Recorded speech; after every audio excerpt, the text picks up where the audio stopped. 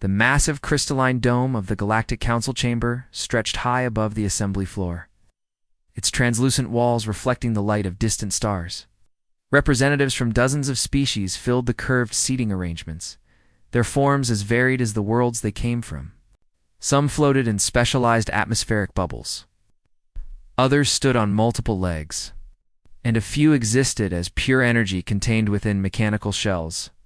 Captain Jinho Park walked slowly down the central aisle, his black military uniform stark against the colorful display of alien dignitaries.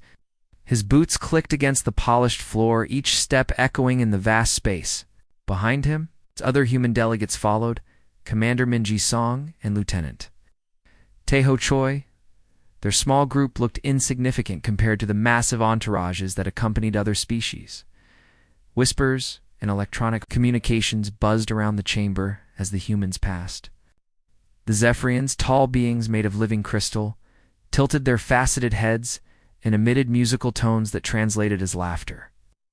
Their bodies caught in scattered light and rainbow patterns, creating a dazzling display that seemed to mock the simple fabric of human clothing. "Look at their primitive chemical propulsion," one Zephyrian delegate chimed, the sound like wind through crystal caverns. "They still burn fossil fuels to escape their gravity well." The mechanical constructs, towering robots with sleek metal bodies, processed data with visible holographic displays. Numbers and calculations floated around their heads like glowing clouds. Their leader, a massive unit called Prime Calculator, announced in a flat electronic voice. "Human military capacity, 0.003% of galactic standard. Threat level, negligible." Jinho kept walking, his face calm despite the burning in his chest. He had expected this reception. Earth's intelligence services had prepared him for the condescension, the dismissive attitudes, the barely concealed contempt. Humanity had only achieved faster-than-light travel 50 years ago, while some of these civilizations had been exploring space for millennia. At the center of the chamber stood the council podium, a raised platform that adjusted itself to accommodate speakers of different sizes and shapes. As Jinho approached, the platform lowered and reshaped itself for human proportions. Even this simple courtesy felt like charity. The council speaker, an ancient ether whose ghostly form flickered between dimensions, addressed the assembly. "We welcome the Terran delegation to present their petition for full membership in the Galactic Coalition." Jinho stepped onto the platform and looked out at the sea of alien faces. Some watched with mild curiosity, others with obvious boredom. A few species didn't even bother to look up from their own conversations. He activated the translation device on his collar and began to speak.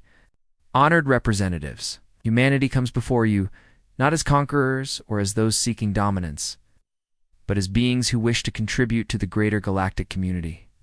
We offer our unique perspectives, our creativity, and our determination to learn and grow alongside our fellow sapient species." A sound like grinding metal came from the hegemony section.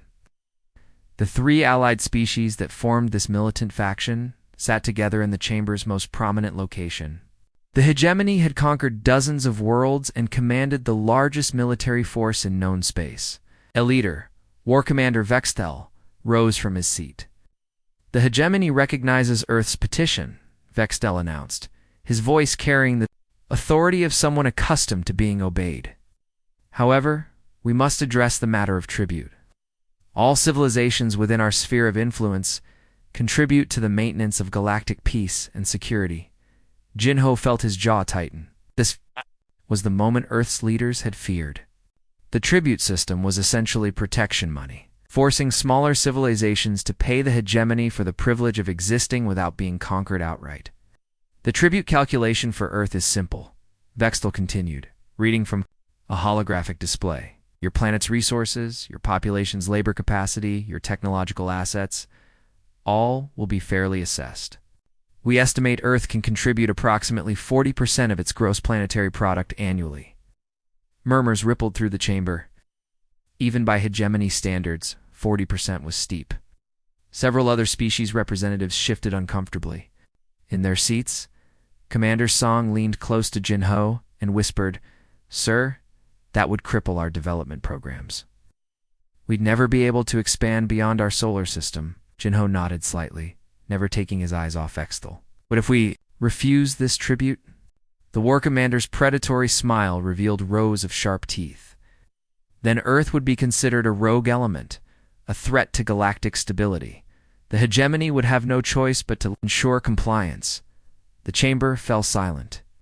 Every species present understood the implication. Compliance or conquest, those were humanity's only options. The council speaker flickered forward. The Terran delegation will be given 72 standard hours to consider the hegemony's terms. This session is adjourned. As the representatives began to file out, Jinho remained on the platform. Around him, the greatest powers in the galaxy chatted casually about trade agreements and territorial disputes. To them, Earth was just another backwater world to be cataloged and controlled. But Jinho thought about the billions of humans back on Earth, the colonies on Mars and the moons of Jupiter, the generation ships already traveling toward distant stars. They had underestimated humanity before. Perhaps they would learn that being the underdog didn't mean being weak. The alarm klaxons echoed through Europa Station's metal corridors as Commander Biora Kim stood in the command center, watching the tactical display with grim determination. Red dots representing hegemony warships moved steadily toward Jupiter's ice-covered moon, their formation perfect and intimidating. The evacuation shuttles had already departed, carrying most of the station's 3,000 personnel to safety. Deeper in the solar system, "Commander, we should go," urged Lieutenant Jamin Lee, his young face pale with fear. "The last transport is waiting." Biora shook her head, her dark eyes never leaving the screen. "No, someone needs to stay and make sure our guests get a proper welcome."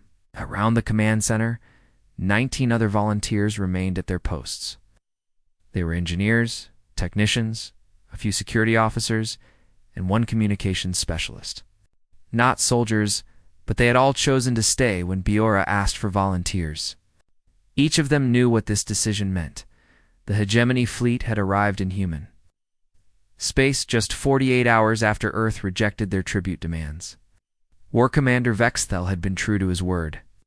The alien ships were massive, their hulls gleaming with advanced armor plating and weapon systems that could vaporize entire cities. Humanity's small defense fleet was already engaged near Ganymede, their primitive vessels darting between the gas giants' moons like insects harassing giants. "Sir, incoming transmission from Admiral Donghain Park," announced Communications Officer Sujin Han. The main screen flickered to life, showing the Admiral's weathered face from the bridge of the battleship Seoul. Behind him, emergency lights flashed red, and the ship shuddered from enemy fire. "Biora, get your people out of there," Admiral Park ordered. "We can't hold them much longer. 3 of our destroyers are already gone." "With respect, sir, we're staying," Biora replied calmly. "Europa Station is too valuable to let them take it intact."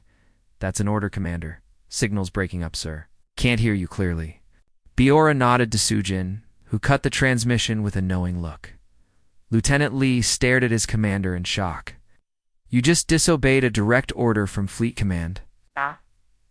"Disobeyed a stupid order," Biora corrected. "Now, let's get to work. We have about 6 hours before they reach us."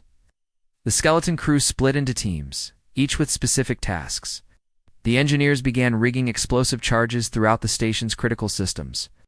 The technicians modified mining equipment into improvised weapons. The security officers set up defensive positions in the main corridors. Everyone worked with quiet efficiency, knowing that their actions might buy precious time for the evacuation. Fleets walked through the station's levels, checking on each team's progress. In the reactor room, Chief Engineer Hyenwoo Choi was connecting detonation charges to the fusion core's containment system. "If they try to take the reactor online, it'll go critical," Hyenwoo explained, wiping sweat from his forehead. "The explosion will take out half the station."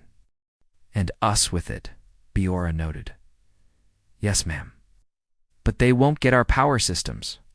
In the docking bay, Sergeant Young-Soo Kim was welding metal plates to create narrow choke points. "They'll have to come through these passages one at a time," he said. "We can make them pay for every meter." As the hours passed, the distant sounds of battle grew closer. Through the station's viewports, flashes of light marked the destruction of human ships. The hegemony fleet was overwhelming, their superior technology and numbers grinding down humanity's defenders. Finally, the enemy arrived. The massive hegemony mothership positioned itself near Europa Station, while smaller assault craft moved in to dock. Biora and her team watched from the command center as the alien vessels attached themselves to the station's hull like mechanical parasites. Broadcasting surrender terms, Sujin announced. They're demanding immediate capitulation and full cooperation. Biora picked up the communications microphone. This is Commander Biora Kim of Europa Station. We hear you, but we're not interested in your terms. The reply came quickly, translated by the station's computer systems. You are outnumbered 100 to 1. Surrender or be destroyed. We choose option 3, Biora replied. Come in. Take it. The first hegemony boarding parties breached the station's outer airlocks 20 minutes later. They were elite troops, heavily armored and equipped with advanced weapons. Their tactical computers had analyzed the station's layout and identified the optimal routes to key objectives. What they found instead was chaos. The first squad to enter the maintenance section triggered a trap that vented atmosphere into space, sucking 2 soldiers into the void. The second squad encountered a corridor filled with electrified water from a deliberately burst coolant pipe in the command center. Biora monitored the invaders' progress through security cameras. They're learning, she observed, as the aliens began moving more cautiously. But they're still thinking like conquerors, not like defenders. The battle raged for hours. The hegemony forces had superior equipment and training, but they were fighting in unfamiliar territory against opponents who knew every maintenance shaft and service tunnel. The human defenders used improvised weapons, environmental hazards, and sheer determination to slow the advance. One by one, the defenders fell. Young Su. Kim died holding a choke point in the docking bay, taking 3 aliens with him. Hyunwoo Choi was killed protecting the reactor room. But not before arming the charges that would prevent the enemy from using the station's power. As the command center's doors finally buckled under alien assault, Biora activated the stations. Final transmission. This is Europa Station. We are the line that will not be crossed. Remember us. The words meant nothing to the alien computers, but across human space. They became a rallying cry. The message from Europa Station played on every screen across human space. Admiral So-Young Lee sat in her office on Luna Base, watching Commander Biora Kim's final transmission for the 100th time. The words "Remember us" echoed in the silence of her command center, where holographic displays showed the grim reality of humanity's situation. Admiral, we're receiving reports from all sectors, said her aide, Colonel Minho Park. The hegemony fleet is moving toward Tau Ceti. Our colonies there have maybe 48 hours before they arrive. So-Young stood and walked to the massive viewport overlooking Earth. The blue planet hung in space like a jewel, peaceful and beautiful. She knew that peace was an illusion. The hegemony had made their intentions clear. Submit or be destroyed. Minho, bring me the files on irregular warfare. Everything we have from Earth's history. The colonel looked confused. Ma'am, you want historical documents? Now? Yes. And get me a direct line to General Woojin Kim on Tau Ceti Prime? If the hegemony wants a fight, we'll give them one. They'll never forget. For the next 6 hours, So-Young studied humanity's greatest military disasters and victories. She read about ancient battles where smaller forces defeated larger ones through cunning, determination, and sheer refusal to give up. The hegemony had superior technology and numbers, but they had one fatal weakness. They expected their enemies to fight like civilized, galactic citizens. Humans had never been civilized in that way. On Tau Ceti Prime, General Woojin Kim received Admiral Lee's encrypted orders with growing amazement. Instead of evacuation procedures or defensive formations, she was sending him something called the Resistance Protocol. As he read through the documents, a grim smile spread across his weathered face. Sergeant Ji Hyo, he called to his aide. Cancel all evacuation orders. We're staying. Sir, The hegemony fleet will be here in 36 hours. Our orbital defense platforms won't last 10 minutes against their firepower. Then we don't fight in space, Wu Jin replied. We fight where we have the advantage on the ground, in the cities, in the forests. Make them pay for every street, every building, every room. The transformation of Tau Ceti Prime began immediately. Civilian factories stopped producing consumer goods and started making explosives. Mining equipment was converted into weapons. The planet's weather control systems were reprogrammed to create storms and fog that would interfere with enemy sensors. Dr. Ru Hae-young Choi, the colony's chief engineer, worked frantically to turn the settlement's infrastructure into a weapon. We're flooding the subway tunnels, she explained to her team. When they drain them, the water will be electrified. The power grid can be overloaded to create electromagnetic pulses. Even the sewage system can be weaponized. The hegemony fleet arrived exactly on schedule, or Commander Vexthal watched. From his flagship, as the human orbital defenses opened fire, the battle was over in minutes, just as predicted. The alien ships then turned their attention to the planet below, expecting to find a terrified population ready to surrender. Instead, they found empty cities. Where are they? Demanded Subcommander Krelter, studying the sensor readings. Thermal scans show minimal life signs in the urban areas. Underground, Vexthal replied, are hiding in tunnels like insects. Send the landing parties. We'll dig them out. The first wave of hegemony troops landed in the colonial capital's main square.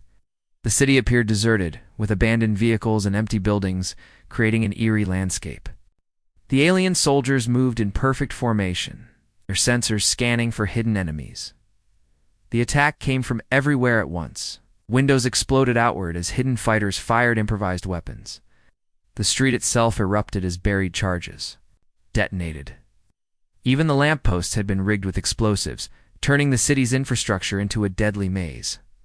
Captain Sung Min Jang led a team of defenders through the subway tunnels, moving like ghosts through the darkness. They struck at enemy patrols, then vanished before reinforcements could arrive. The tunnels that had once carried commuters now carried warriors who knew every passage and secret route.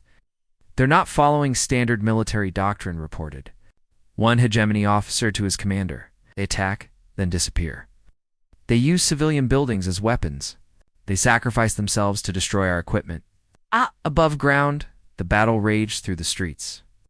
The hegemony forces were superior in every measurable way. Better weapons, better armor, better training. But they were fighting an enemy that didn't care about being OUTMATC yet.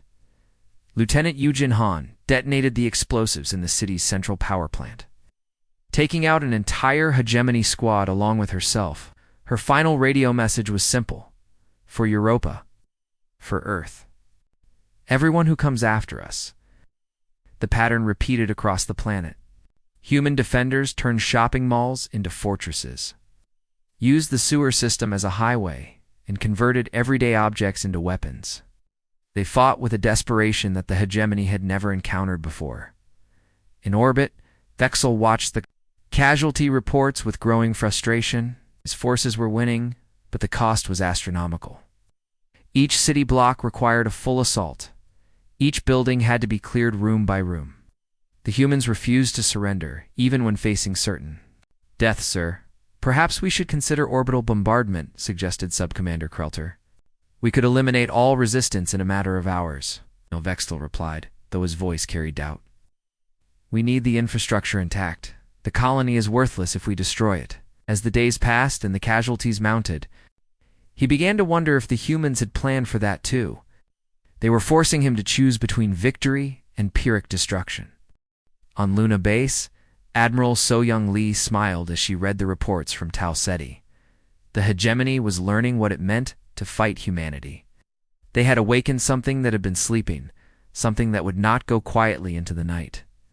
The shipyards of Mars had been transformed into something the galaxy had never seen before. Where once peaceful cargo vessels and exploration ships had been built, now emerged warships that defied every known principle of military engineering. Admiral So-Young Lee walked through the construction bay, watching workers weld armor plating onto holes that had been designed for mining asteroids.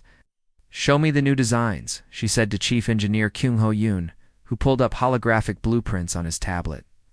"We call this one the Typhoon class," Kyung-ho explained, pointing to a ship that looked more like a flying scrapyard than a warship. It's built from 3 different cargo haulers welded together. The weapons are salvaged from destroyed defense platforms. Shouldn't work, but somehow it does. So-young studied the irregular design. Traditional warships were sleek and symmetrical, built according to principles perfected over thousands of years. The Typhoon looked like it had been assembled by someone who had never seen a proper warship. The test results were undeniable. It was fast, deadly, and nearly impossible to predict. The hegemony won't know how to fight it, she realized. Their computers can't calculate what it will do next, because it doesn't follow any logical pattern. 3 months after the fall of Tau Ceti, the hegemony prepared for their final assault on human space. War Commander Vextel had assembled the largest fleet in galactic history, over 300 ships, carrying enough firepower to sterilize entire star systems. Intelligence reports suggested the humans had maybe 30 vessels to defend their core worlds. "This ends now," Vextel announced to his commanders. "We'll jump directly to the Kepler 442 system and destroy their main shipyards. Without their industrial capacity, they'll have no choice but to surrender." The massive hegemony fleet emerged from hyperspace in perfect formation, their ships arranged in the classic battle pattern that had conquered dozens of worlds. Sensors immediately detected the human fleet waiting for them near the system's asteroid belt. 37 human vessels, reported the tactical officer. They're in standard defensive formation around the shipyards. Vextel studied the display with satisfaction. The humans had learned to build more ships, but they were still hopelessly outnumbered. This would be over quickly. "All ships advance in formation. Target their command vessel," and the human fleet suddenly scattered like startled birds. Ships that had been in neat defensive lines broke apart and began moving in seemingly random directions. Some headed straight for the hegemony formation. Others veered off toward the asteroids, and a few seemed to be fleeing toward the outer system. "What are they doing?" demanded Subcommander Krelter. "This isn't a recognized tactical maneuver." On the bridge of the human flagship Thunder, Admiral So-Young Lee watched the chaos with cold calculation. Her fleet looked disorganized, but every captain knew exactly what they were supposed to do. They had trained for this moment for months. "Captain Sun Ho-im, take your squadron and hit their left flank," she ordered. "Captain Yoon-ji Kong, go for their supply ships. Everyone else, follow your instincts." The hegemony formation began to waver as human ships attacked from unexpected angles. Captain Sun Ho-im's destroyer Dancing Wolf charged directly at a massive hegemony battleship, firing everything it had. The alien vessel's shields absorbed the damage easily, but the human ship didn't retreat. Instead, it veered away at the last second, drawing the battleship out of formation as it gave chase. "They're not following any battle plan," observed the hegemony tactical officer. "Each ship is acting independently." That was exactly what So-Young Lee had intended. Strength lay in their coordinated attacks and superior technology. But their rigid command structure was also their weakness. When faced with an enemy that didn't follow predictable patterns, their carefully planned strategies began to fall apart. Captain Yoon-ji Kong's modified cargo ship Stormrider approached the hegemony supply convoy from below, using the system's gas giant to mask its approach. The alien ships didn't even consider it a threat until it was too late. Stormrider's improvised weapons tore through the convoy's light escort, destroying 3 supply vessels before vanishing back into the planet's atmospheric disturbance. The battle that followed defied every principle of space warfare. Human ships fought like individual predators, striking fast and hard before disappearing into the asteroid field. They used the environment as a weapon, luring enemy vessels into gravitational anomalies and debris fields. Some human captains even rammed their ships into larger alien vessels, sacrificing themselves to cripple the enemy. "Sir, we're losing formation integrity," reported the hegemony tactical officer. "Our ships are being drawn into individual engagements. We can't maintain coordinated fire." Vextel watched in growing horror as his perfectly organized fleet dissolved into chaos. The humans weren't just fighting, they were rewriting the rules of combat as they went. Every time his forces adapted to one tactic, the humans switched to something completely different.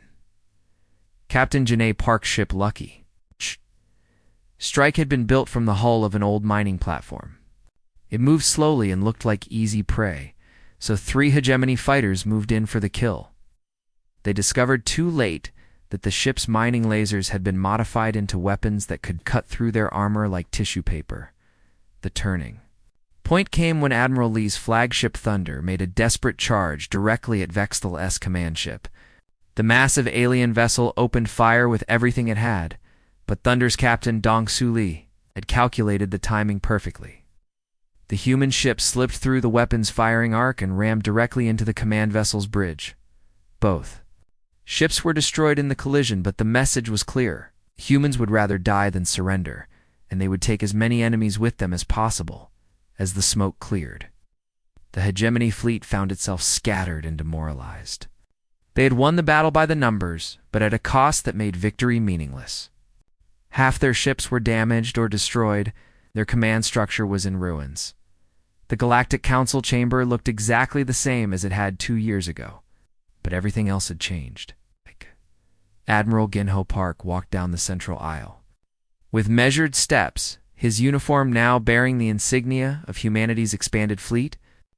Behind him followed a delegation of seasoned officers, each one a veteran of the war that had reshaped galactic politics. The whispers that followed his passage were different now. Gone were the dismissive chuckles and condescending remarks. Instead, the assembled aliens spoke in hushed, respectful tones. Some watched him with curiosity, others with barely concealed fear. The Zephyrian delegation, their crystal bodies still beautiful, but somehow diminished, exchanged nervous musical notes. The constructs processed data with their usual efficiency, but their calculations now included extensive files on human military capabilities. Even the proud ether representatives flickered with uncertainty. Jinho remembered his first visit to this chamber, when he had stood before these same beings as a supplicant, begging for acceptance. Now he returned as the representative of a power that had proven itself in the crucible of war. The council speaker, the ancient ether whose form shifted between dimensions, addressed the assembly with noticeably more respect than before. We welcome Admiral Jinho Park of the Terran Federation to address the council regarding the new galactic security arrangements. As Ginho stepped onto the platform, he noticed how it adjusted itself more quickly than before, as if eager to accommodate him. The chamber fell silent. Every representative focused on his words. "Honored delegates," Ginho began, his voice carrying clearly through the vast space. 2 years ago, I stood in this same spot representing a species you considered weak and insignificant. Today, I return not as a conqueror, but as a partner in building a safer galaxy for all sapient beings. In the hegemony section, the seats that had once held the arrogant war commander Vexel now contained new representatives. The old leadership had been replaced after their catastrophic defeat at Kepler 442b. The new hegemony delegates sat quietly, their military pride replaced by hard-earned wisdom. The war between humanity and the hegemony has ended, Jinho continued. Not through the total destruction of our enemies, but through their recognition that aggression carries a price too high to pay. We fought not because we loved war, but because we refused to be enslaved. The construct delegate, Prime Calculator, activated its holographic display. Admiral Park. Our analysis shows that human military production has increased by 3,000% since the conflict began. Your species now operates the second largest fleet in known space. What assurances can you provide that humanity will not follow the hegemony's example? Jinho smiled, remembering when that same mechanical being had calculated humanity's threat. Level is negligible. Now it spoke with the careful politeness reserved for dangerous equals. We build ships because we must be ready to defend not just ourselves, but any species that faces the threat of conquest. The galaxy has seen what happens when bullies are allowed to operate unchecked. We will not permit that to happen again. A new voice spoke from the chamber's upper galleries. It was Ambassador Thelvery of the Sovereign Collective, a species that had remained neutral during the recent conflict. Admiral, Many of our worlds have received offers of alliance from the Terran Federation. Your terms are ... generous. Some might say suspiciously so. There's nothing suspicious about wanting partners instead of subjects, Jinho replied. We offer protection, trade agreements, and technological exchange to any species willing to stand against aggression. We ask only that our allies treat their own people with dignity and respect the sovereignty of their neighbors. The discussion that followed revealed how completely the balance of power had shifted. Species that had once competed for the hegemony's favor now sought human alliance. Trade routes that had been controlled by the old military powers now fell under the protection of the Terran fleet. Captain Su Jinhan, now serving as Ginho's intelligence officer, leaned forward to whisper in his ear, Admiral, we're receiving real-time reports from our patrol fleets.